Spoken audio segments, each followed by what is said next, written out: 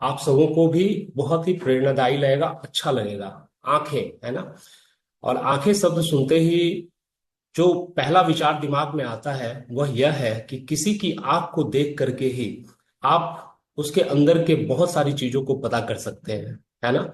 आंख भगवान का सबसे सुंदर गिफ्ट भी है। और अगर किसी को इस बात में शंका हो कि भगवान ने ये जो गिफ्ट दिया है वह मेरे लिए बहुत प्रभावी है अथवा नहीं, तो आप सिर्फ एक दिन सुबह उठे, अपनी आंखों पर पट्टी बांध लें और पूरा 24 घंटा गुजार करके आप देखें, 12 घंटा ही पूरे दिन का गुजार करके देखें, बिना दृष्टि के, बिना आंखों के। समझ में आएगा कि ये कितना महत्वपूर्ण अंग भगवान ने हमें दिया है ना।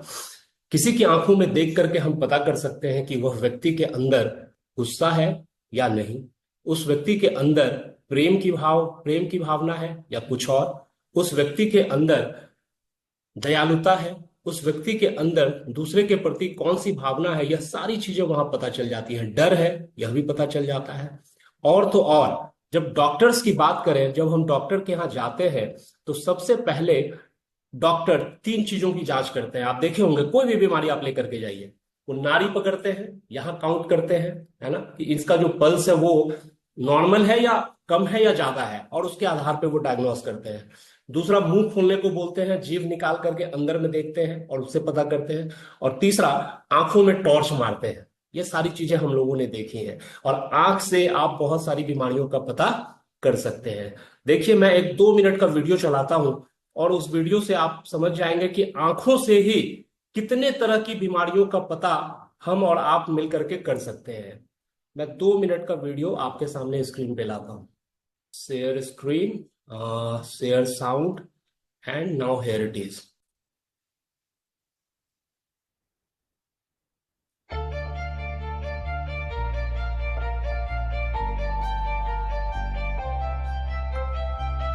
You may have heard the saying that the eye is a window to the soul.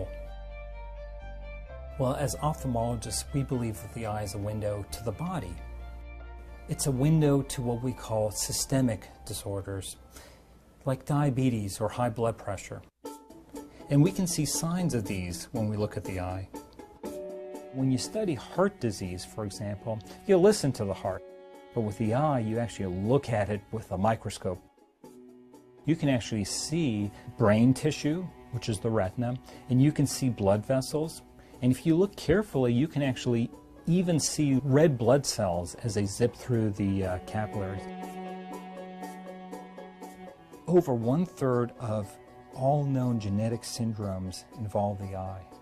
We can see signs of nutritional deficits, nerve damage in the back of the eye, in vitamin B complex deficiencies.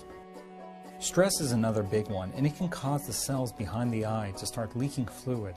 It's like having a blister in the retina. And you can see it here, this yellowed area. Here we're looking at the normal retina through our slit lamp biomicroscope. You can see the orangish color of the retina. You can see the blood vessels that course over the retina. You can also see the nerve that connects the back of the eye to the brain. This patient has a really interesting finding in the iris. We call these posterior synechia. These little brown spots are adhesions between the iris and the lens. They're signs of inflammation, which can often indicate inflammation that's occurring or occurred in the body itself. In this patient, we have a little microscopic spot of blood on the white part of the eye. This little spot of blood is indicative of one of several different things. 6 out of 10 times it's caused by high blood pressure. This patient is a diabetic, and he has these small blood vessel changes in his retina. And so when we find this, we know that this patient needs to take extra care to control his or her health. So these indicators can often be seen in the eye before they can be seen anywhere else. Really, the eye is such an important window to our bodies and our health.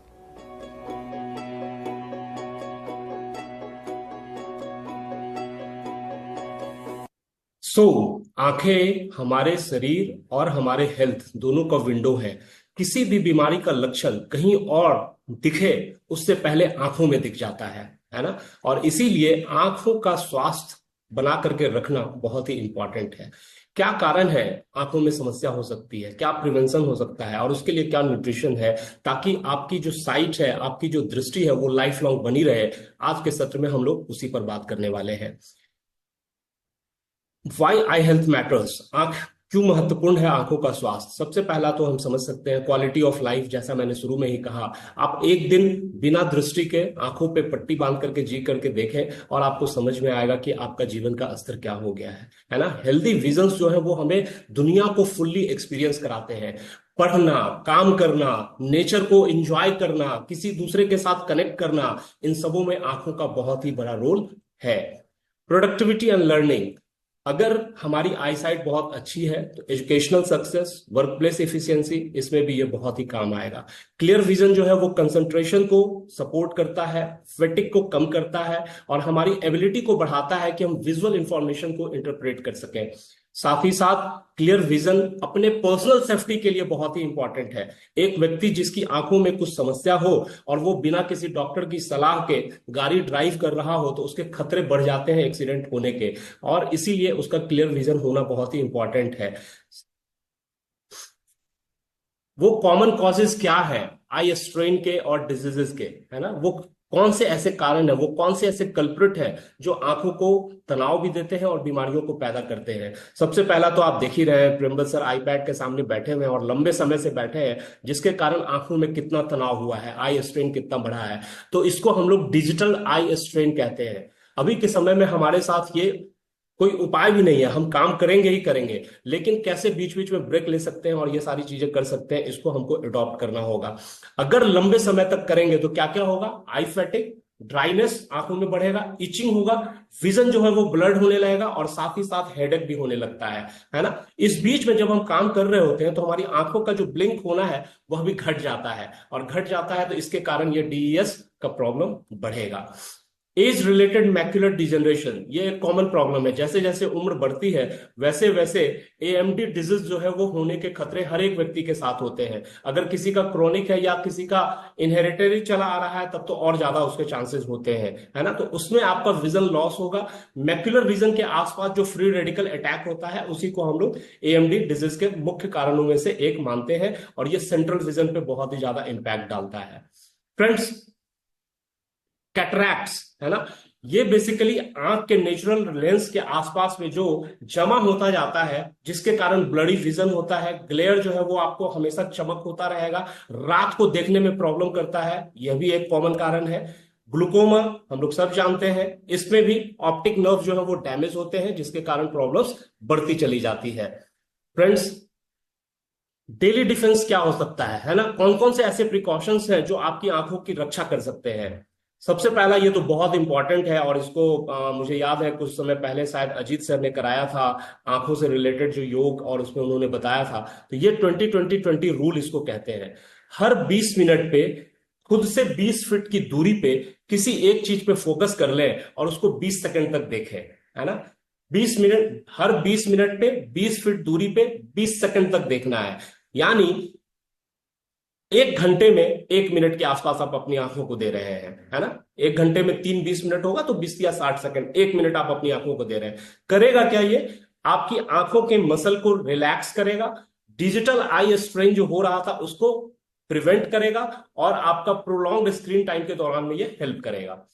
Optimise your work space, जैसे मैं अभी भी आपसे बात कर रहा हूं तो मेरे और मेरे लैपटॉप के बीच में ऑलमोस्ट 1 हाथ की दूरी है ना। तो ये बिल्कुल नजदीक से नहीं करना है, मोबाइल भी बिल्कुल नजदीक ला करके नहीं देखना है, आप 1 फीट के गैप में इसको यूज कर सकते हैं। तो ये एक कॉमन चीज है जिसको हम लोग खुद से कर सकते हैं। वियर प्रोटेक्टिव आई वियर, जब कभी हम बाहर जाते हैं जहां हमें सन का एक्सपोजर होता है, या हम अभी इवन इस पे अगर यूज कर रहे हैं तो मेरे स्क्रीन पे तो लैपटॉप पे वो ब्लू फिल्टर वाला लगा हुआ है ऊपर से ग्लेयर वाला, तो वो ब्लू रेज जो आ रहे हैं उसको वो ऑलरेडी फिल्टर कर दे रहा है।